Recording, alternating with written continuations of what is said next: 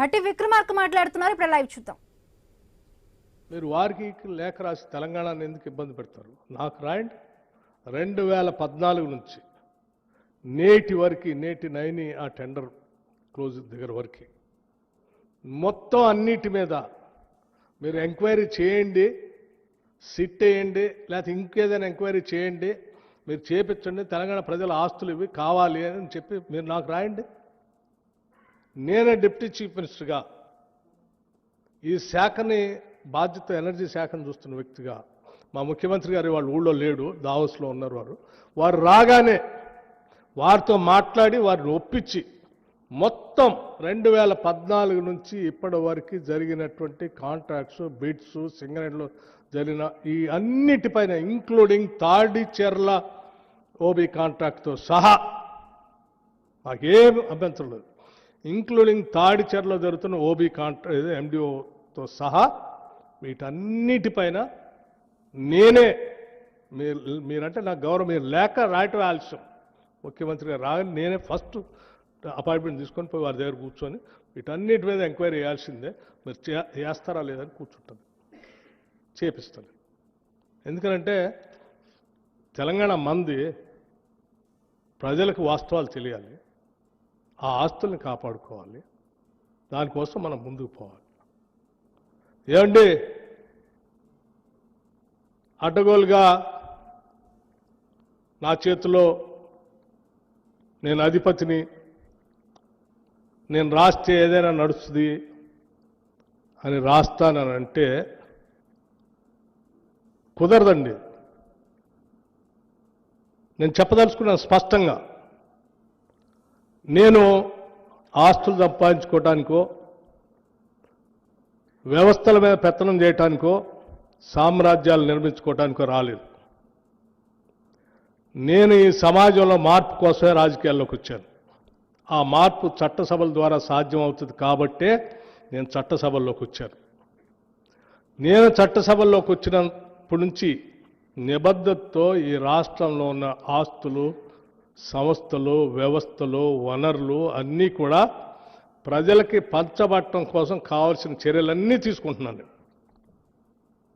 మా నాయకుడు రాహుల్ గాంధీ గారు సిపెక్ సర్వే చేస్తే ఈ రాష్ట్రంలో మొత్తం తేటతెల్లం అవుతుంది, ఎక్స్రే లాగా చేయాల్సిందే, మేము చేస్తాము అధికారంలో రాగానే ఎన్నికల సందర్భంగా చెప్తే, ఎస్, ముఖ్యమంత్రి గారు క్యాబినెట్ మొత్తం అంతా నిర్ణయం చేస్తే ప్లానింగ్ శాఖ చూస్తున్న నేను చిన్న పొరపాటు కూడా దేశంలో, ఇంతవరకు దేశంలో ఏ రాష్ట్రంలో కూడా జరగలేదు కాస్ట్ సర్వే, చిన్న పొరపాటు కూడా జరగకుండా కాస్ట్ సర్వే చేసి మొత్తం లెక్కలు తేల్చి సభలో పెట్టిన. ఈ రాష్ట్రంలో ఉన్న వనరులన్నీ ఎక్కడున్నాయి, ఎవరికి పంచాలా, ఎట్లా చేయాలి అని పకడ్బందీగా ప్లానింగ్తో ముందు పోదామని ఆలోచన చేస్తూ ఉన్నాం. ఎందుకు చేస్తున్నాం అంటే మాకు ఒక నిబద్ధత ఉంది, సంకల్పం కూడా ఉంది. రాష్ట్రంలో జరుగుతున్న పరిస్థితులు చూసి తట్టుకోలేకనే ఆనాడు నేను పీపుల్స్ మార్చ్ అని పాదయాత్ర చేసుకుంటూ వస్తూ ఇదే సింగరేణి కాలరీస్లో, బొగ్గు బాయిల్లో, మండు టెండల్లో అక్కడ కూడా నేను పాదయాత్ర చేశాను. అక్కడ కూడా నేను ఎండను కూడా తట్టుకొని నడుచుకుంటూ ఆ బాయిల్లో కూడా వెళ్ళాను. పాపం అక్కడ ఉన్నటువంటి వేలాది మంది కార్మికులు నాతో పాటు అడుగులో అడుగు వేసుకుంటూ నాతో నడిచారు. వారి రక్తం, వారి కండలు శ్రమిస్తే ఆ శ్రమతో కారినటువంటి చెమటతో తడిసిన బొగ్గు బావుల్ని ఎట్టి పరిస్థితుల్లో ఏ రాబందుల్ని వాళ్ళనేను, ఏ గద్దల్ని వాళ్ళనేను, ఏ పెద్దల్ని వాళ్ళనేను, ఆ ఆస్తులన్నీ తెలంగాణకి ఉండేటట్టుగా చూస్తాను. అదే నా ముందున్న ఏకైక లక్ష్యం. ఇది నేను భావోద్రేకం, నాకున్నటువంటి ఆ సింగరేణి కార్మికుల బాధల్ని ప్రత్యక్షంగా చూసిన తర్వాత ఆ బొగ్గుబాయిలు ఈ తెలంగాణ రాష్ట్రానికి ఎంత అవసరం తెలిసినటువంటి వ్యక్తి వాటిని కాపాడుతూ ముందుకు తీసుకొని పోతాను తప్ప ఇటువంటి పనులు జరగనేను. కానీ దయచేసి ఒకటే విజ్ఞప్తి చేస్తా ఉన్నాను. సింగరేణి ఉత్పత్తి చేసేటువంటి బొగ్గు అదనంగా ఉత్పత్తి పెంచుకోవాల్సినటువంటి అవసరం ఉంది. గత 10 సంవత్సరాల్లో కొత్త బొగ్గుబాయిల్ని మనం తెచ్చుకోలే. మీరు ఎందుకు ప్రయత్నం చేయలేదో నాకు తెలియదు, నేను వాటి జోలికి పోదలుచుకోలేదు. కానీ ఈరోజు కాంపిటేటివ్ వరల్డ్ పెరిగిపోయింది. భారత ప్రభుత్వం కోల్ బ్లాక్స్ అన్ని ఆక్షన్ చేస్తూ ఉన్నాయి. అంతిమంగా అలా మీరు చూస్తూ వదిలేస్తే సింగరేణి కార్మికులు ఏ సింగరేణి మీద ఆధారపడి ఉన్నారో అక్కడ బొగ్గుబాయిలు తగ్గిపోయి, ప్రొడక్షన్ తగ్గిపోయి, అంతిమంగా వచ్చే లాభాలు పడిపోయి, ఆదాయం తగ్గిపోయి, దాని మీద ఆధారపడి ఉన్నటువంటి కుటుంబాలు, వేలాది కుటుంబాలు ఉపాధి లేకుండా కోల్పోయే ప్రమాదం ఉంది. దానితోడు ప్రపంచంలో విద్యుత్ ఉత్పత్తి రంగంలో కూడా మార్పులు వస్తూ ఉన్నాయి. ఆ మార్పులకు అనుగుణంగా అనేక రాష్ట్రాల్లో, ఇంక్లూడింగ్ తెలంగాణ రాష్ట్రంలో కూడా గ్రీన్ ఎనర్జీకి వెళ్ళిపోతూ ఉన్నారు. ఆ పోయే ప్రక్రియలో కోల్ వాడకం కూడా తగ్గే ప్రమాదం ఉంది క్వాలిటీ లేకపోతే. క్వాలిటీతో కూడిన కోల్ కావాలని కోరుకుంటున్నారు. అందుకోసమే క్వాలిటీతో ఉన్న కోల్ బొగ్గుబాయిల్ని త్వరితగతిన మనం సొంతం చేసుకోవాలి. వాటిని ఆపరేషన్లో తెచ్చుకొని తద్వారా దీన్ని బతికించుకోవాలి. అందుకోసమే ఇంత ఎక్స్పర్టైజ్ ఉన్నటువంటి కోల్ ఎక్స్పర్టైజ్ ఉన్నటువంటి సింగరేణి కాలేజ్ని కేవలం కోల్కే పరిమితం చేయకుండా మిగతా ప్రాంతాలకు కూడా, మిగతా మినరల్స్లో కూడా విస్తరింప చేయాలనేటువంటి ఆలోచనతో ఈరోజు క్రిటికల్ మినరల్స్ చాలా ఈ దేశానికి అవసరమని భారత ప్రభుత్వం డైరెక్షన్ ఇచ్చి పదే ప్రభుత్వ రంగ సంస్థలు వాటిల్లోకి వెళ్ళవని ఒత్తిడి చేస్తూ ఉంటే సింగరేణి కూడా అందులో పోవటం కోసం ప్రయత్నం చేస్తాం. సింగరేణి మేనేజ్మెంట్ కానీ కార్మికులు కానీ చాలా చిత్తశుద్ధితో పనిచేసుకుంటూ పోతా ఉన్నారు. ఈ ప్రభుత్వం కూడా అంతే కమిట్మెంట్తో పనిచేసుకుంటూ పోతాం. దయచేసి మీ అవసరాల కోసం, మీ వ్యక్తిగతమైన ప్రయోజనాల కోసం, మీ రాజకీయ లబ్ధి కోసం, ప్రయోజనాల కోసం ఈ రాష్ట్రం పైన, సింగరేణి పైన ఇటువంటి తప్పుడు ప్రచారం, విషం చెమ్మొద్దని మాత్రం విజ్ఞప్తి చేస్తూ ఉన్నాను.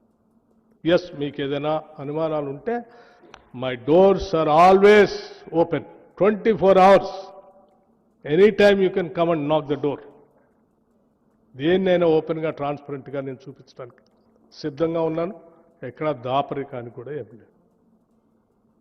ఇప్పటికైనా ఈ వాస్తవాలను గమనించి పెద్దలు రాధాకృష్ణ గారు, ఇప్పటికైనా మీ మీద గౌరవం ఉంది మాకు, ఇప్పటికైనా రాసిన కథనాలన్నీ తప్పుడని వాటిని తిరిగి ప్రపంచానికి, తెలంగాణ ప్రజలు తెలియజేస్తారని నేను ఆశిస్తూ ఉన్నాను. అలా జరగనప్పుడు నా పరువు ప్రతిష్టలకు భంగం కలిగేటట్టుగా 40 ఏళ్లుగా నేను పోగేసుకున్నటువంటి క్యారెక్టర్ అసాసినేషన్ చేశారు మీరు. ఇది తగదండి మీకు, ఇది తగదు. నా ప్రయాణం చాలా సుదీర్ఘమైనటువంటి ప్రయాణం ఇక్కడ రావటానికి. ఒక్క రోజులో వచ్చిన ప్రయాణం కాదు నాది. ఎన్నో కష్ట నష్టాలు కోర్చి, ఎన్నో వ్యయ ప్రయాసాలు కోర్చి, ఎన్నో ఒత్తిళ్లను తట్టుకొని నేను ఎడదాకా వచ్చాను. ఆ వచ్చింది ఒక లక్ష్యం కోసం, ఒక సంకల్పం కోసం. నేను ఇటువంటి చిల్లర పనుల కోసం రాలేదు, చిల్లర కార్యకలాపాల కోసం రాలేదు. నాకు వేరే ఉన్నతమైనటువంటి ఆలోచనలు, భావాలు ఉన్నాయి. వాటిని అమలు చేసుకుంటూ పోవాలి. కాబట్టి నేను మీకు స్పష్టంగా చెప్తా ఉన్నాను, నేను పోగేసుకున్న నా వ్యక్తిత్వాన్ని నువ్వు ఒక్క రోజుతో, ఒక్క కలంతో రాస్తా అంటే నేను చూస్తూ ఊరుకోవటానికి సిద్ధంగా లేదు. దయచేసి ఇప్పటికైనా మీరు, నేను వ్యక్తిగతంగా అడుగుతా ఉన్నాను, ఈ రాష్ట్ర ఉప ముఖ్యమంత్రిగా అడుగుతా ఉన్నాను మిమ్మల్ని, రాసిన దాన్ని పొరపాటని మీరు తిరిగి వాస్తవాలన్నీ ప్రచురిస్తారని ఆశిస్తా ఉన్నాను. ధన్యవాదాలు. Thank you. సో ఇవన్నీ మీకు ఈ సెట్స్ అన్నీ అందరికీ ఇవ్వండి.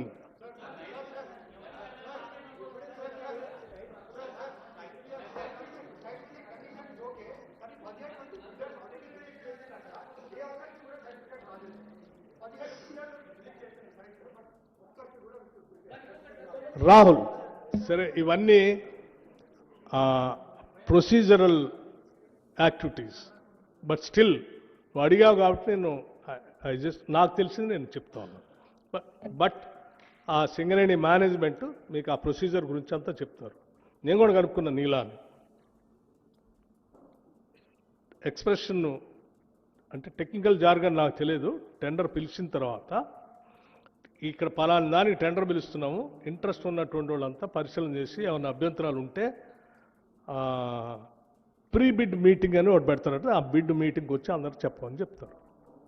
వాళ్ళ అభ్యంతరాలు అన్నీ విన్న తర్వాత మార్పులు చేర్పులతో కోరిజెండం అని రిలీజ్ చేస్తారు. రిలీజ్ చేసిన తర్వాత వీళ్ళు టెండర్స్ని సబ్మిట్ చేయాలి.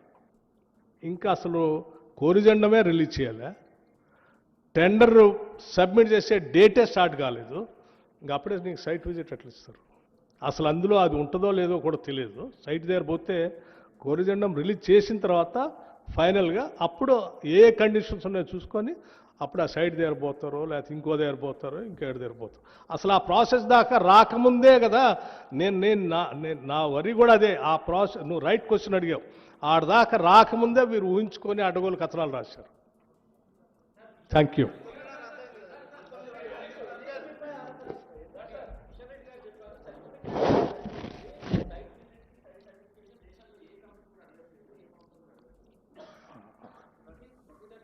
డియర్ ఫ్రెండ్, నేను ఎప్పటిదాకా అన్ని చదివినిపించాను. డియర్ ఫ్రెండ్, నేను అన్ని చదివినిపించాను. అవన్నీ ఈ దేశంలో ఉన్నటువంటి కంపెనీలు, ఈ దేశంలో అంతర్భాగం, ఈ దేశంలో ఉన్న రాష్ట్రాలు, ఈ దేశంలో వారి పాలనలో ఉన్నటువంటి సంస్థలకి కూడా చదివినిపించాను. ఇంకా నేను ఫ్యాక్ట్స్ అన్నీ మీ ముందు పెట్టాను. వాస్తవాలన్నీ మీ ముందు పెట్టాను నేను.